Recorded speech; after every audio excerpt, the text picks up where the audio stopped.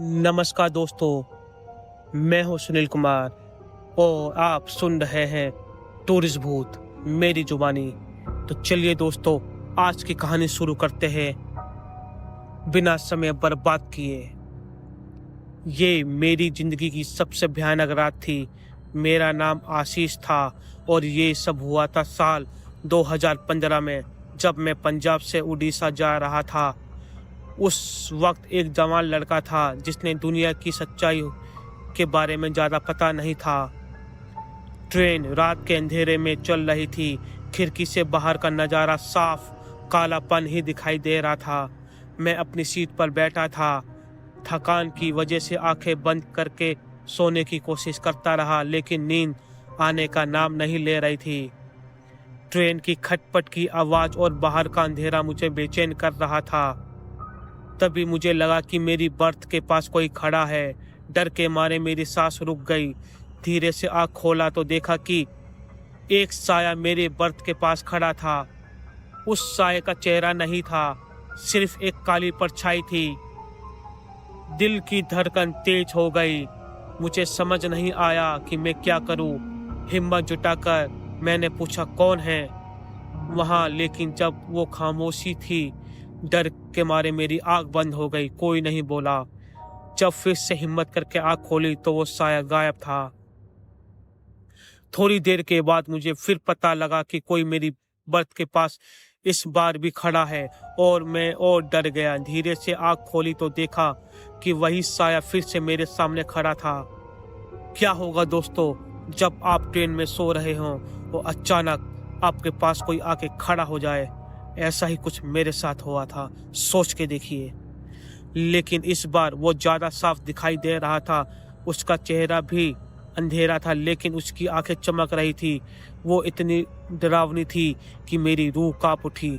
मैं तो चिल्ला उठा, लेकिन मेरी आवाज़ बाहर नहीं जा रही थी, जैसे मेरी जुबान किसी ने बंद कर दी हो। साया धीरे धीरे मेरे पास आने लगा। मैं अपनी जगह से हिल भी नहीं सकता था। डर के मारे मैं पागल हो रहा था। तभी अचानक ट्रेन के एक झटके ने ट्रेन को रोका और मैं होश में आया। जब आंखें खोली तो देखा कि वो साया गायब है।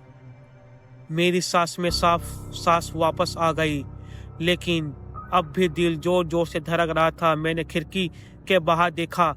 ट्रेन एक जंगल के बीच में रुकी थी। बाहर का नज़ारा बहुत ही डरावना था। पेड़ की डालियां हिल रही थी, बहुत तेज हवा चल रही थी। ओह, सब कुछ सन्नाटा था, अजीब सा सन्नाटा। ट्रेन में भी सन्नाटा था, किसी की कोई आवाज़ नहीं आ रही थी। मुझे लगा जैसे मैं अकेले इस ट्रेन में सफ़र कर रहा हूँ। मैं पसीने से तरबदर होने लगा। तभी मुझे लगा कि कोई मेरी बर्थ के नीचे से कुछ खिंचोड़ रहा है।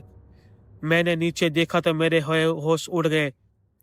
बर्थ के नीचे से एक हाथ अचानक निकला और वो हाथ बहुत ही ज़्यादा पतला और लंबा था। उस हाथ की उंगलियां काली थी।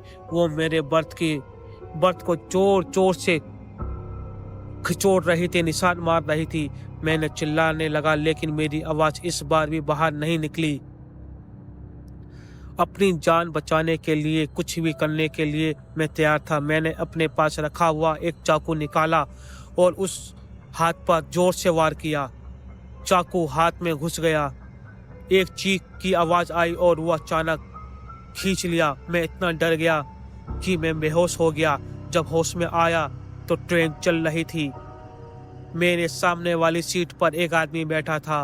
वो आदमी मुझे देखकर मुस्कुराया और बोला, आप ठीक है ना? मैंने उस आदमी को देखा, लेकिन मुझे उसमें कुछ अजीब सा लगा। उसकी आंखें वैसे ही थी जैसी उस काले साये की थी। मैं डर के मारे चिल्लाया और उठ के भागने लगा। मैं ट्रेन के दरवाजे तक पहुंचा और जोर से खोल दिया। मैं बाहर कूदने ही वाला था, लेकिन मैंने देखा कि ट्रेन अपनी रफ्तार में थी और बाहर जंगल था। मुझे नहीं पता था कि मैं कहाँ जा रहा हूँ, बस इतना पता था कि मुझे वहाँ नहीं रहना। तभी मैंने पीछे देखा और वो काला साया मेरे पीछे था। वो तेजी से दौड़ता आया और मैं तेजी से भागने लगा। दूसरे कोच में गया। मैं बहुत देर तक भागता रहा। आखिरकार एक गांव में पहुंच गया। वहां के लोगों ने मुझे अपनी शरण में दी। उन लोगों ने मुझे बताया कि उस रात उस जंगल में एक ट्रेन दुर्घटना हुई थी। उस दुर्घटना में बहुत लोग मर गए थे। उनमें से कुछ लोग भूत बन गए और कुछ लोग ऊपर चले गए। उन लोगों की बात सुनी, लेकिन मुझे यकीन नहीं हुआ कि वो सब झूठ बोल रहे हैं या सच। लेकिन जब मैं उस रात की घटना के बारे में सोचता हूँ तो मुझे डर लगने लगता है। क्या सच में वो साया एक भूत था? क्या वो लोग मुझे मारना चाहते थे? मैं आज भी उस रात को याद करता हूँ तो डर जाता हूँ। वो रात मेरी जिंदगी की सबसे भयानक रात थी। मैं उस गांव में ही रहने लगा। मैंने शादी कर ली और बच्चे हुए, लेकिन वो रात आज भी मेरे दिल में बसा हुआ है। मैं कभी नहीं भूल पाऊंगा उस रात की यात्रा को। वो रात मेरे लिए काली रात बनकर आई थी, लेकिन मैं बच गया। ये कहानी सच्ची है। मैंने इसे अपने शब्दों में लिखा है और मैं चाहता हूँ कि आप कहानी को पढ़ें और सावधान रहें कि कभी भी अकेले रात में यात्रा ना करें। अगर आप कभी भी ऐसी स्थिति में फंस जाते हैं तो हिम्मत मत हारिए, लड़ते रहिए, भागिए, जिंदा रहने की कोशिश कीजिए। ये कहानी आपको डरा सकती है, लेकिन ये सच है। वो गांव मेरे लिए एक आशीर्वाद बन गया, लेकिन मेरा मन अशांत था। रातें अब भी वैसी डरावनी होती थी। नींद में मुझे वही काला साया दिखाई देता, वही हाथ जो मेरी बर्थ के नीचे कुछ खींचने की आवाज आ रही थी। मैं रोज रात को चिल्लाता, लेकिन आवाज नहीं निकल पाती।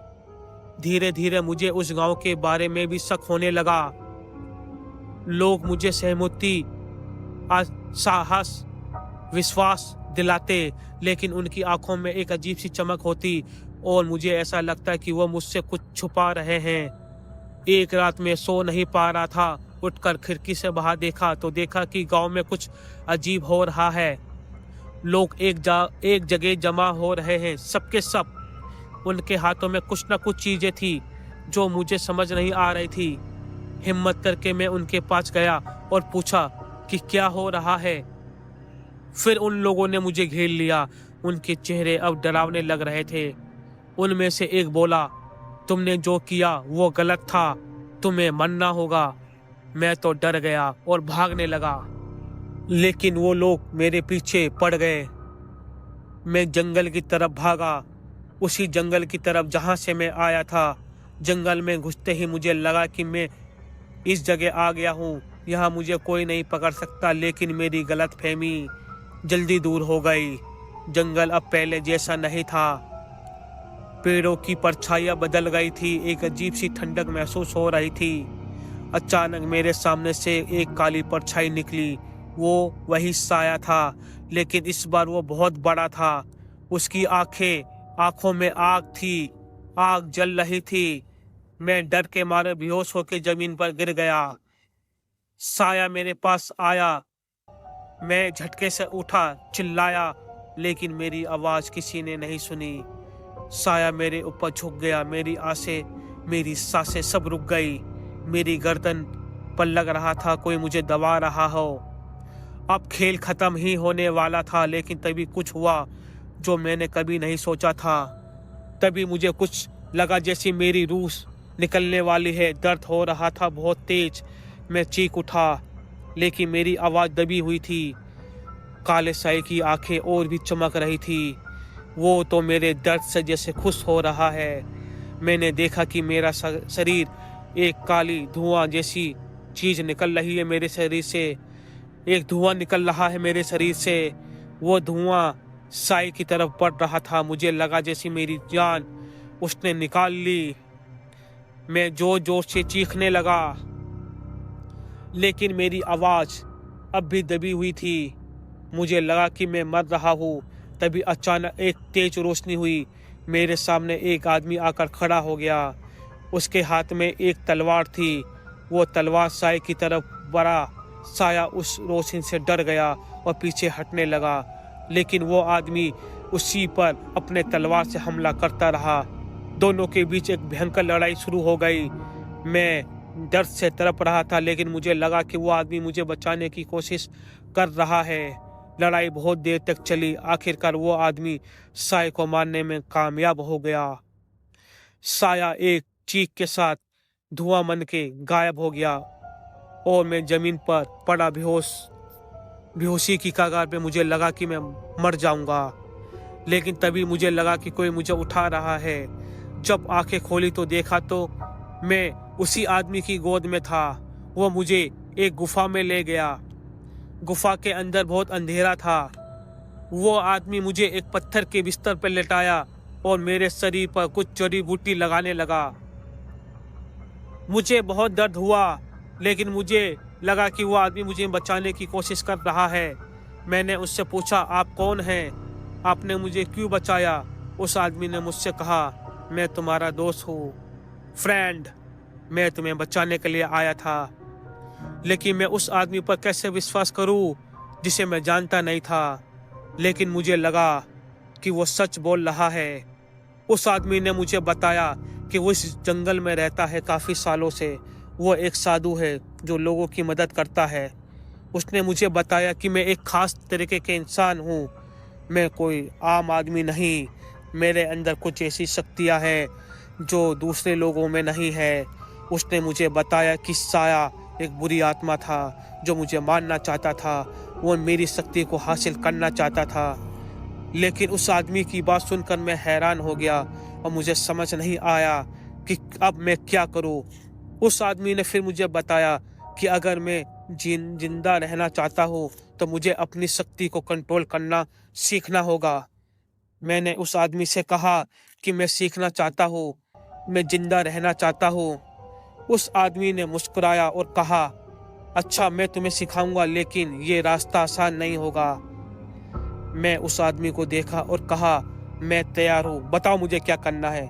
और इस तरीके से मेरी एक नई जिंदगी की शुरुआत हुई। एक नई जिंदगी की शुरुआत हुई। एक नई जिंदगी में मैं आ गया जिसने मुझे अपने ही ताकत के साथ लड़ने का हुनर सिखाया। एक जिंदगी जिसने मुझे अपने अंदर के राक्षस को काबू करना सिखाया। महीनों बीत गए। साधु ने मुझे अपनी शक्ति को कंट्रोल करना सिखाया।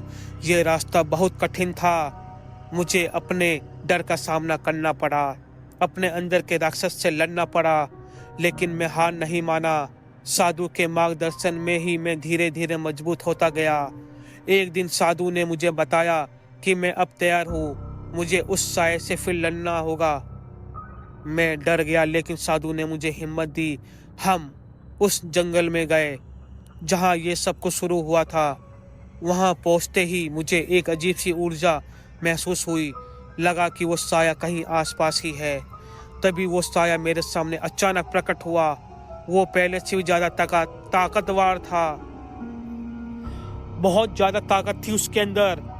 मैं तो संभाल ही नहीं पा रहा था। लेकिन इस बार मैं डरा नहीं।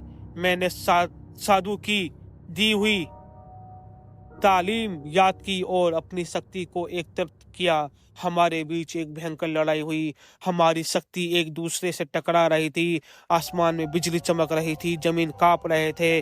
घंटों लड़ाई चली। आखिरकार मेरी एक शक्तिशाली हमला वो काला साया सहन नहीं कर पाया और चीखते हुए धुएं में बदल गया और गायब हो गया। मैं जीत गया। मैं अपने आप पर बहुत गर्व महसूस कर रहा था, लेकिन साथ ही मुझे एक खालीपन का ही महसूस हुआ। साधु मेरे पास आया और मुझे गले लगाया। उसने कहा, तुम बहुत अच्छा किया तुमने, तुम एक अच्छे योद्धा हो। लेकिन मैं खुश नहीं था। मुझे लग रहा था कि कुछ अधूरा रह गया है। साधु ने मेरी आंखों में देखा और कहा, तुमने बुराई को हराया है, लेकिन अब तुम्हें अच्छाई के लिए लड़ना होगा। मैंने साधु को देखा और कहा कि मैं क्या करूं। साधु ने मुस्कुराते हुए कहा, तुम्हें लोगों की मदद करनी चाहिए। तुम्हें दुनिया को एक बेहतर जगह बनानी होगी, दुनिया को अच्छा बनाना होगा। मैंने साधु की बातों को ध्यान से सुना। मुझे लगा कि यही सही रास्ता है। मैंने उस जंगल को छोड़ दिया और लोगों की मदद करने लगा। लोगों को बीमारियों से बचाना, प्राकृतिक आपदाओं में मदद करना, यही मेरी नियति थी। मैं अब डरता नहीं था। मैं अकेले नहीं था। मेरे पास एक मिशन था, एक उद्देश्य था। लेकिन एक दिन जब मैं गांव में लोगों की मदद कर रहा था, तो मुझे वहाँ एक लड़की दिखाई दी। वो लड़की बहुत ज़्यादा मेरी पुरानी प्रेमिका से मिलती जुलती थी। मैं उसके पास गया और उसने बात करने लगा। बातचीत के दौरान मुझे पता चला कि वो लड़की उसी गांव की रहने वाली थी जहां मैं पहले रहा करता था। मैं हैरान रह गया। मैंने उस लड़की से पूछा कि क्या वो मेरी पुरानी प्रेमिका को जानती है। लड़की ने मुझे देखते हुए और मुस्कुराई। उसने कहा कि हाँ, मैं उसे जानती हूँ, वो मेरी माँ है। मैं स्तंभ रह गया। मुझे यकीन नहीं हो रहा था कि मैं क्या सुन रहा हूँ। मैंने उस लड़की से पूछा कि मेरी पुरानी प्रेमिका कहाँ है। लड़की ने कहा वो मर गई है। मैं सदमे में आ गया। मुझे लगा जैसी मेरी दुनिया उजड़ गई हो। मैं उस लड़की के पास से चला गया और अकेले ही जंगल चला गया। मैं उस जगह गया जहां मैंने साधु से ताकत, ज्ञान, सब कुछ मुझे मिला था। मैं उसी पेड़ के नीचे बैठ गया जिसके नीचे मैंने इतने साल बिताए, और मैंने अपनी पुरानी प्रेमिका को याद किया। मैं उन पलों को याद किया जब हम साथ में थे। मैं रोने लगा कि मेरी जिंदगी का कोई मतलब नहीं है। मैंने कई घंटे तक वहां बैठा रहा। आखिरकार जब मुझे लगा कि मैं शांत हो गया हूँ तो मैं उठकर चलना शुरू किया। मैं वापस गांव आ गया। मैंने उस लड़की से मुलाकात की और उसे अपनी पुरानी प्रेमिका के बारे में सब कुछ बताया। लड़की रोने लगी। उसने मुझे बताया कि उसकी माँ बहुत अच्छी इंसान थी। वो हमेशा लोगों की मदद किया करती थी। मैंने उस लड़की को गले लगाया और उसे हिम्मत दी।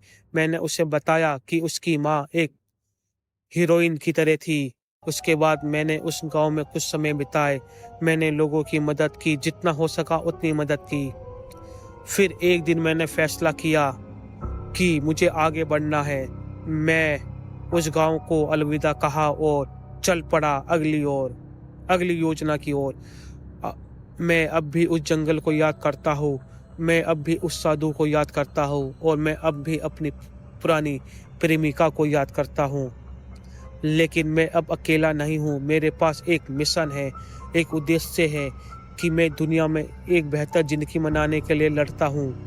ये जिंदगी का मकसद ये है कि राजीव की एक युवा इंजीनियरिंग की, जिसकी जिंदगी एक रेल यात्री एक रात में बदल गई। जिस ट्रेन में वो सफर कर रहा था, उस रात को उसकी जिंदगी बदल गई राजीव की। साल 2018 जुलाई का महीना। गर्मी की तपिश से बचने के लिए राजीव बिहार के अपने घर से असम स्थित अपनी नई जॉब के लिए रेल का सफर तय करने का फैसला करता है।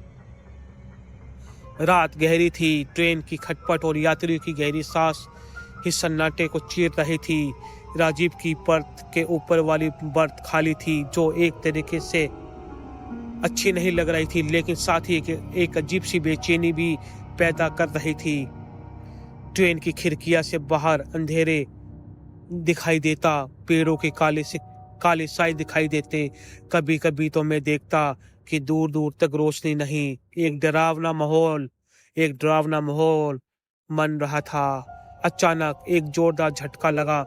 ट्रेन रुक गई, बिजली चली गई, कोच के अंदर काफी हड़कंप मच गया। लोग इधर उधर भागने लगे।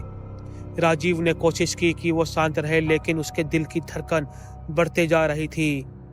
अंधेरे में कुछ आवाज सुनाई दी, जैसे कोई चीख रहा हो या कोई दरवाजा खुल रहा हो। या दरवाजा खोलने की कोशिश करता। हल्की सी रोशनी आई और उस रोशनी में कुछ अजीब सा था। किसी यात्री के मोबाइल की टॉर्च उस रोशनी में राजीव ने देखा कि उसके बर्थ के ऊपर की पथ पर कोई बैठा है। कोई इंसान नहीं था, बल्कि एक काला साया था जिसकी आंखें चमक रही थी। खौफ ने राजीव को जकड़ लिया। वो चीखना चाहता था, लेकिन आवाज नहीं निकल रही थी। साया धीरे धीरे नीचे आने लगा। राजीव की सांसें रुक गई। वो अपनी आंखें बंद करके दुआ करने लगा। अचानक ट्रेन फिर से चल पड़ी। बिजली आ गई। जब राजीव ने अपनी आंखें खोली तो बर्थ खाली थी। बस एक खिड़की से हवा आ रही थी और यात्रियों की नींद की आवाजें थी। क्या वो सपना देख रहा था या कुछ और था? और राजीव को आज तक ये पता नहीं चला, लेकिन उस रात के बाद वो बदल गया। वो पहले से ज्यादा सावधान हो गया और अंधेरे से डरने लगा। वो अकेले रात की यात्रा करने से डरता था और हर बार जब ट्रेन की खिड़की से बाहर देखता तो उसकी यादें ताजा हो जाती। उस रात की घटना ने राजीव के जीवन में एक ऐसा दाग छोड़ दिया जिसे वो कभी धो नहीं पाया। कई दिन बीत गए लेकिन वो काला साया उसकी आंखों में ओझल नहीं हुआ। हर रात सोते समय वही काला साया उसको दिखाई देता, उसकी आंखों की चमक को महसूस करता। एक दिन जब वो अपनी कंपनी के एक प्रोजेक्ट के सिलसिले में फिर से बिहार गया तो उसने उसी रेलवे स्टेशन पर जाने का फैसला किया जहां से उसकी वो कातिल भरी जिंदगी की शुरुआत हुई थी। शायद वो वहां जाकर उसे कुछ सुकून मिल जाए या वो साया दो दो हाथ कर ले। स्टेशन पर उतरते ही एक अजीब सी ठंडक ने उसे घेर लिया। वो ठंडक मौसम की नहीं थी बल्कि कुछ और ही था। स्टेशन के प्लेटफॉर्म पर खड़े होकर उसी प्लेटफॉर्म की तरफ देखने लगा जहां से उसकी ट्रेन छूटी थी। तभी उसे लगा कि कोई उस पर घूर रहा है, कोई देख रहा है, लेकिन किसी को नहीं देखा। फिर से वो उसी दिशा में देखने लगा। इस बार उसे साफ साफ दिखाई देने लगा। वही काला साया वहीं खड़ा था जहां उसने पहली बार देखा था, लेकिन इस बार वो अकेला नहीं था। उसके साथ कई और काले साए थे जो धीरे धीरे उसकी तरफ बढ़ रहे थे। राजीव की सांसें फूलने लगी। वह भागना चाहता था लेकिन उसके पैर में ताकत नहीं बची थी। वो वहीं खड़ा रहा, डर के मारे पत्थर बन गया। साया उससे कुछ ही दूर पर था। उसकी आंखें चमक रही थी। उसके एक होठ से अजीब गिड़गिड़ाहट की आवाज आ रही थी। अचानक एक जोरदार हवा चली, धूल उड़ी। जब धूल थमी तो काले साए गायब थे। राजीव ने सांस में सांस ली, लेकिन उसके मन में एक सवाल उठ रहा था, ये काले साए कौन है और क्यों उसका पीछा कर रहे हैं? उसने क्या किसी का बिगाड़ा है? इस बार राजीव की मुश्किल बढ़ गई। वो अब अकेले नहीं था, उसके सामने कई चुनौतियां थी जिसका सामना करने के लिए उसे अपनी हिम्मत जुटानी होगी। उस दिन के बाद राजीव की जिंदगी एक बुरे सपने में बदल गई। वो हर जगह उन काले साए को देखने लगा, ऑफिस में, घर में, यहाँ तक कि अपनी नींद में भी। वह डॉक्टर के पास गया लेकिन कोई फायदा नहीं हुआ। वो दवाई लेता लेकिन कोई दवाई काम नहीं करती। एक रात पुरानी किताब की दुकान पर गया, शायद उसे कुछ जवाब मिल जाए। वहां उसे एक पुरानी किताब मिली जिसका नाम माथा था। काला साया किताब में लिखा था कि यहाँ साए दरअसल बुरे आत्मा होती है। काला साया बहुत बुरी आत्मा होती है जो लोगों को डराने और सताने के लिए आती है। इससे बचने का एक ही तरीका है, एक विशेष मंत्र का जाप करें। राजीव ने उस मंत्र को सीखना शुरू कर दिया। वो दिन रात उस मंत्र का जाप करता। कुछ दिनों के बाद उसे लगा कि साया कम दिखाई देने लगा, लेकिन वो गलत था। साया अब और भी ज्यादा क्रोधित हो गए। वो अब सिर्फ दिखाई नहीं देते थे बल्कि उसे छूने की कोशिश करते। एक रात वो अपने बिस्तर पर लेटा था। अचानक उसके शरीर पर कुछ ठंडा सा रेंगने वाला कुछ कीड़ा महसूस हुआ। वो डर के मारे चीख उठा। जब उसकी आंखें खुली तो उसने देखा कि उसके बिस्तर के चारों ओर काले साए खड़े थे। उनकी आंखें जल रही थी, उनके मुंह से धुआं निकल रहा था। राजीव जल्दी मंत्र पढ़ना शुरू कर देता है, लेकिन इस बार वो मंत्र काम नहीं कर रहा था। साए उस पर धीरे धीरे बढ़ते जा रहे थे। वो जानता था कि अब उसका अंत करीब है। कहानी जारी रहेगी। राजीव की लड़ाई जीवन और मौत की लड़ाई बन गई। क्या वो इन काले साए से बच पाएगा या वो काले साओं का शिकार हो जाएगा? अंधेरे की चादर ने कमरे को ढक लिया। राजीव की सांसें रुक गई और काले साए की धीमी धीमी परछाई बढ़ने लगी। राजीव ने अपनी आंखें कसकर बंद कर ली। वो मंत्र का जाप करता रहा, लेकिन अब उसकी आवाज धीमी पड़ने लगी थी। अचानक उसे लगा कि कोई उसके पैर को पकड़ रहा है। वो चीख उठा, लेकिन आवाज़ उसकी गले से बाहर नहीं निकली। उसने अपनी आंखें खोली। वो दृश्य देखकर उसके रोंगटे खड़े हो गए। उसके बिस्तर के नीचे से एक काला हाथ निकला जो धीरे धीरे उसके पैर को पकड़ रहा था। राजीव को समझ में नहीं आया कि वो क्या करे। डर के मारे वो पागल होता जा रहा था। फिर उसने जोर से धक्का दिया और वो हाथ वापस चला गया। लेकिन उसके मन में एक डर बैठ गया, एक ऐसा डर जो कभी नहीं छोड़ने वाला था।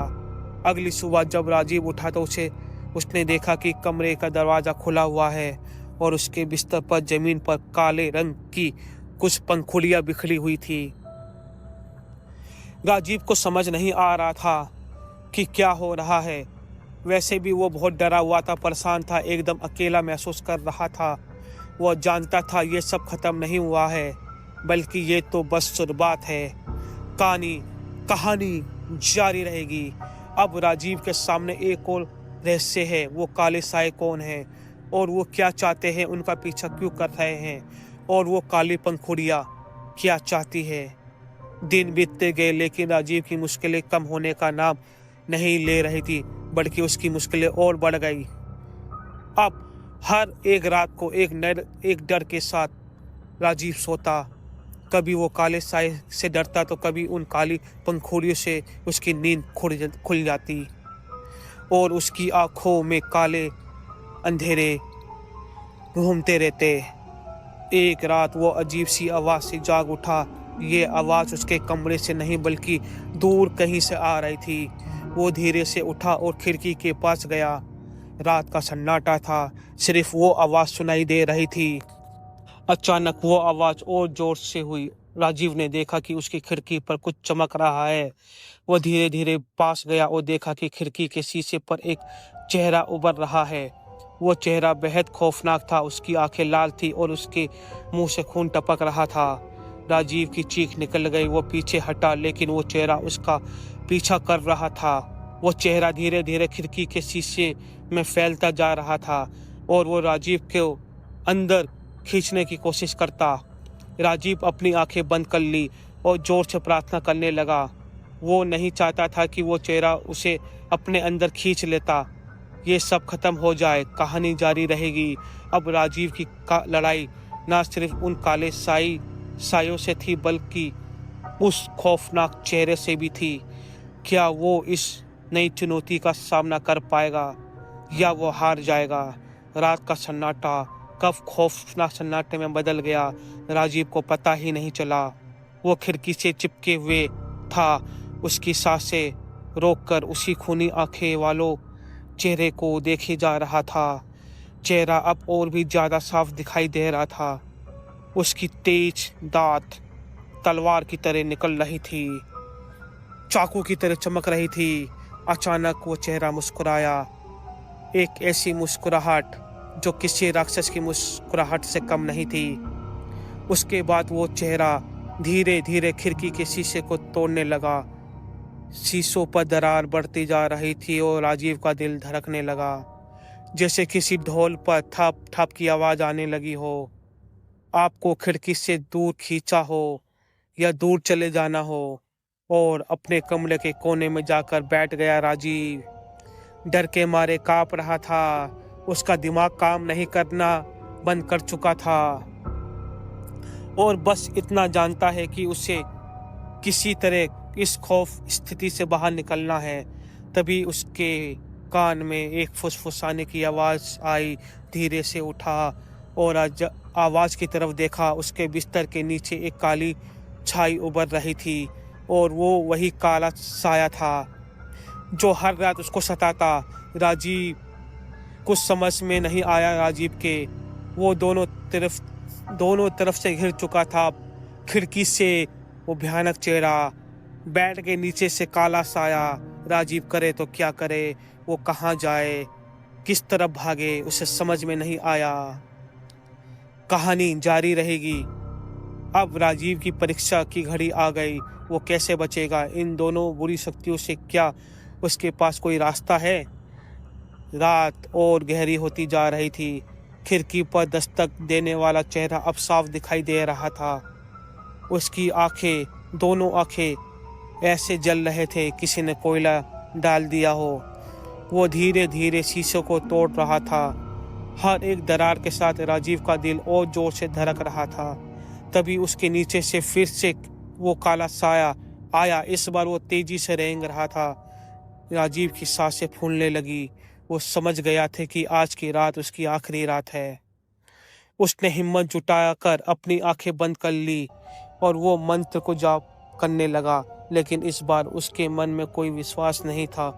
वो सिर्फ मौत का इंतजार कर रहा था।